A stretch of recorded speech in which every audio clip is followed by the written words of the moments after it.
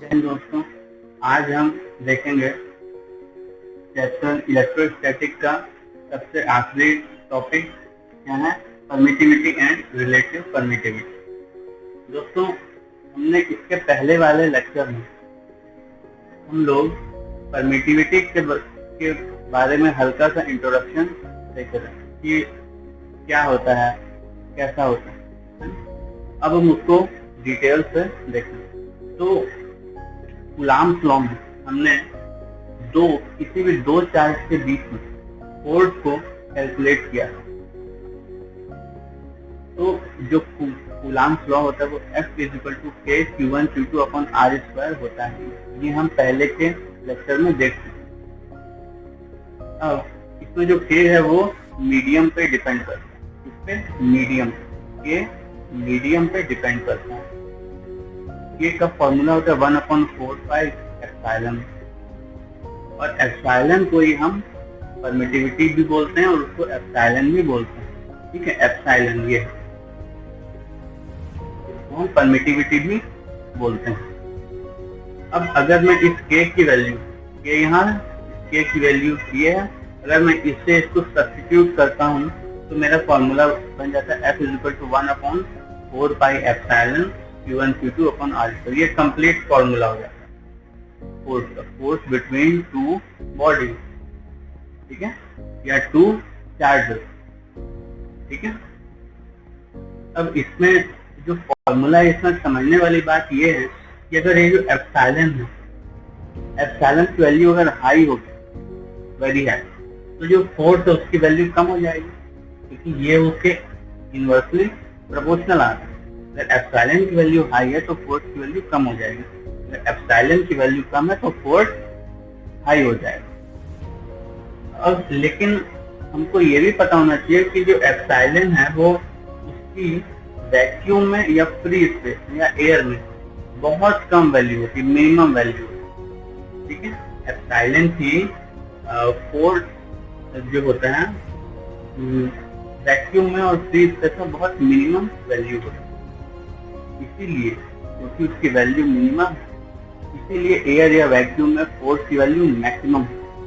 मतलब अगर ये जो एप्सिलॉन ऑन वैक्यूम, इसको मैं E0 से डिनोट कर रहा हूँ, ये अगर बहुत कम है तो F0 की वैल्यू बहुत हाई हो जाएगी। और दोस्तों, हमको ये भी पता होना चाहिए कि किसी भी मीडियम में एप्सिलॉन की वैल्यू या परमिटिविटी जो है उसकी वैल्यू किसी भी मीडियम में वैक्यूम के कंपैरिजन में ज्यादा होती है, अधिक होती है।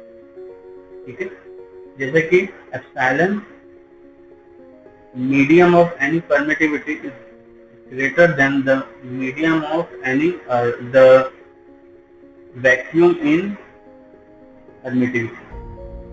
ठीक है, अब हमको जो है कुछ इसके वैल्यू भी पता होनी चाहिए। तो जो एप्सिलॉन है वो वैक्यूम में इसकी 8.85 × 10⁻12 coulomb square newton metre square होती है।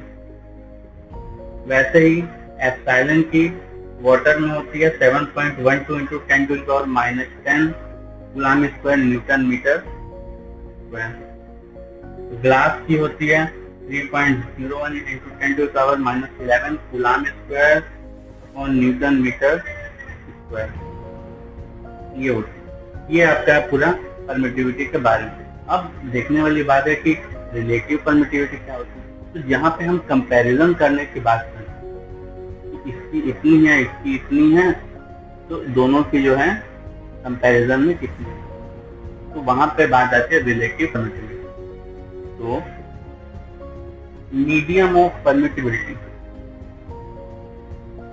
upon vacuum of permittivity is called relative permittivity।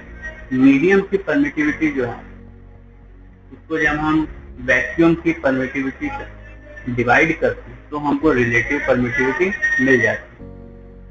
अब तो इसका फॉर्मूला कुछ इस तरह से भी हो जाता है। ठीक है, epsilon m = epsilon r × epsilon naught. अब अगर हमको सपोज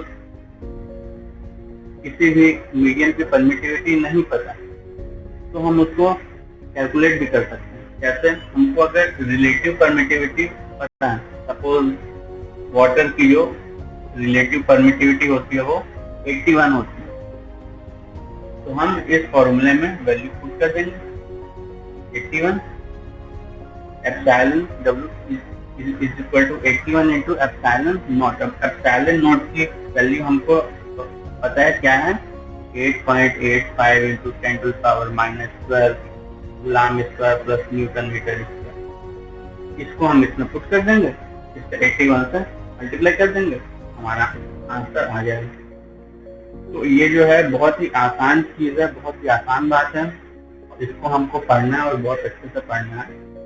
इसके बाद के लेक्चर में हम इलेक्ट्रिक फील्ड के बारे में पढ़ेंगे।